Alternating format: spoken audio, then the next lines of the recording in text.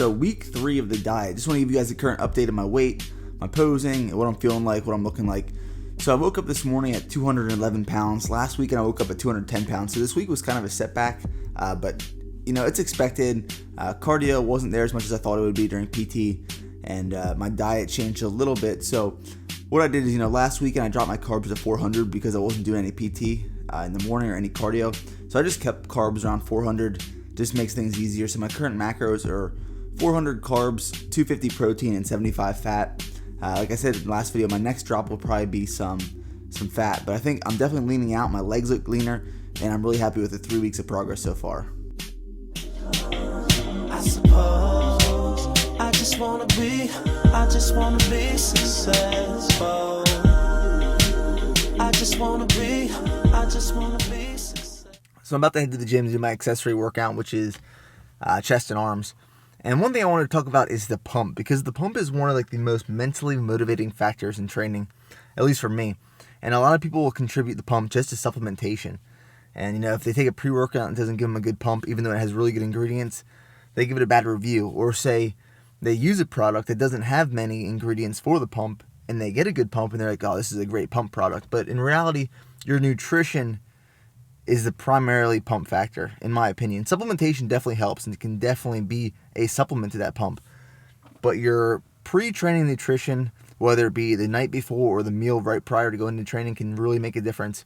And the pump is blood moving into the muscles in muscular contractions. And one molecule that really helps with muscular contractions is sodium.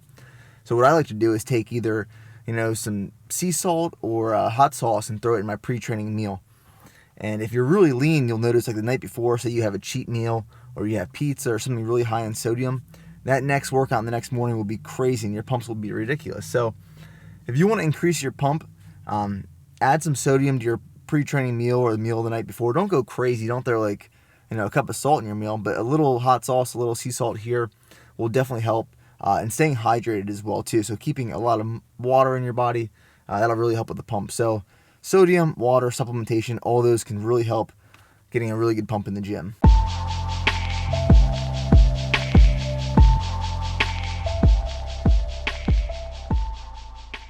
The last couple of months I've given you guys a lot of insight on my powerlifting focus workouts, but I still do bodybuilding stuff. I still hit arms, I still hit shoulders, I still put a lot of emphasis on those pretty muscles. So these are just some examples of some arm workouts I hit typically every week.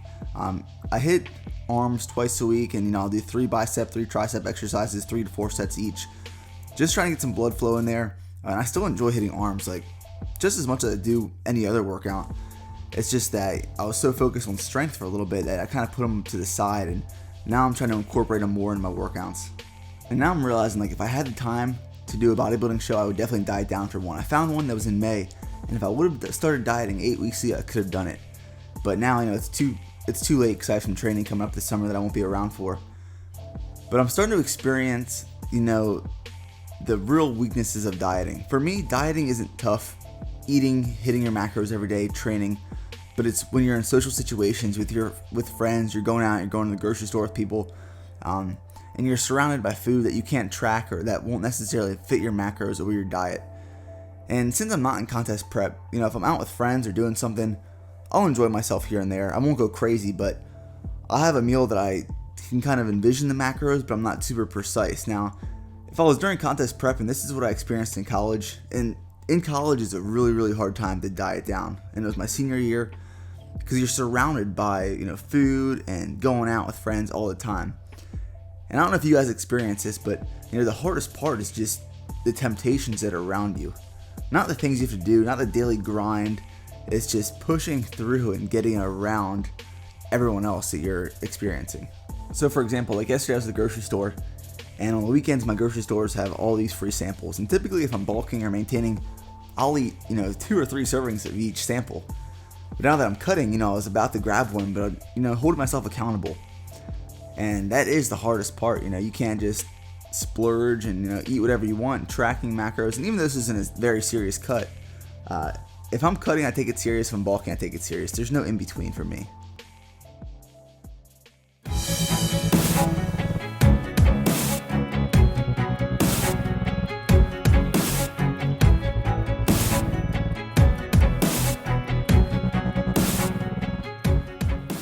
got back from the grocery store, picked up like the usual stuff, but I figured I'd share the good stuff with you. So picked up one donut like you saw in the beginning. I haven't had a donut for like months, probably since that last donut challenge I did. So when I track donuts, I usually just get glazed or chocolate glazed. And generically, I just track about 13 grams of fat, 30 grams of carbs, and like 2 or 3 grams of protein. Then I picked up these. Now I shared this with you guys before, this Fairlife milk. This is the 2% chocolate milk. I've had this before, absolutely amazing. So I don't think they used to sell the individual servings. I got 4 of them for $5. So for one, it's about $1.25. And the macros are really good. Like it could be a really good post-workout shake. So 19 grams of protein, 19 grams of carbs, 6 grams of fat. So I got 4 of these. And then I picked up 4 Quest bars. So I got 2 of the s'mores. I had these the other day. These are absolutely awesome. Probably the best Quest bar I've had yet. So 2 of those, 1 white chocolate raspberry, and then 1 chocolate chip cookie dough. I've been using these just to help hit fiber goals. So those are some things I picked up that you guys might want to try out. Alright guys, so I want to talk about refeed days a little bit because it's been a common question I've been getting, and right now, while I'm dieting, I'm not incorporating any refeed days yet. When I dieted last contest, which was 2 years ago, I did a refeed day from day 1 of the diet until up on the show. And the reason I did that is because when I started dieting, I was maintaining on 300 grams of carbs. Now I can maintain on 500 grams of carbs. So obviously, my body has adjusted, my metabolism has adjusted over the last 2 years where I can handle more food and maintain at that weight.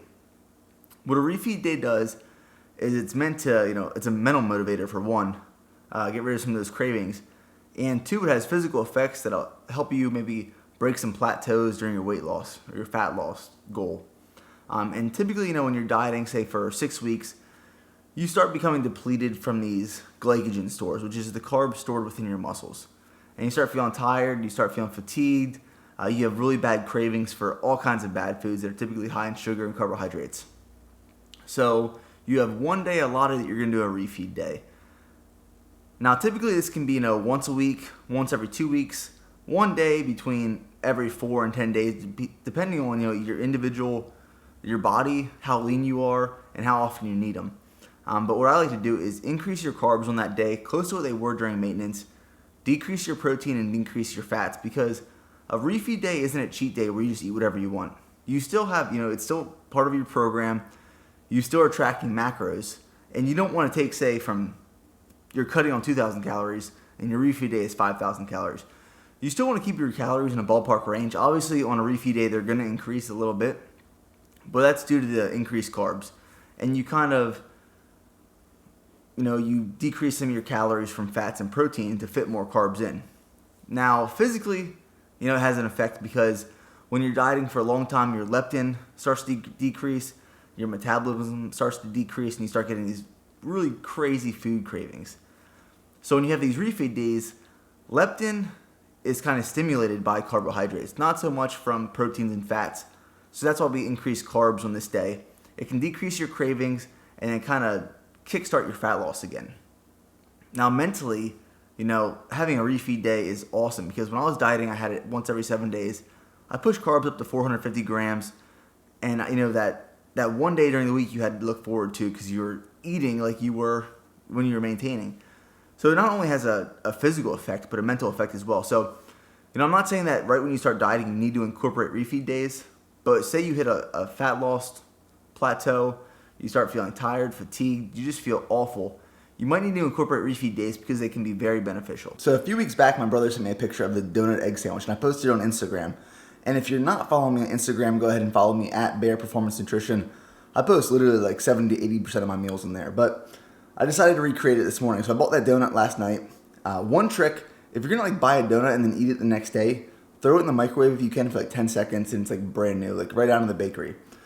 So I used a half a cup of egg whites, 1 slice of Canadian bacon, and then just cut the donut in half, put it on top, topped it with some Walden Farms maple syrup, and it was the best thing ever. Macros were about 16 grams of fat, 30 grams of carbs, and 20 grams of protein. And on the side, I also had 1 cup of egg whites and 1 cup of oats just mixed together with some reduced sugar ketchup. And that's my pre-training leg meal. So if you want to try something really sweet, you have some cravings, you can fit in your macros, highly recommend it. What I like doing is if I'm craving something that's very macro dense and it's not very filling, I'll eat it pre-workout because, post-workout I'm going to be hungry regardless if I have a big meal or a small meal pre-workout. It's just how I am. So that wraps up the video, guys.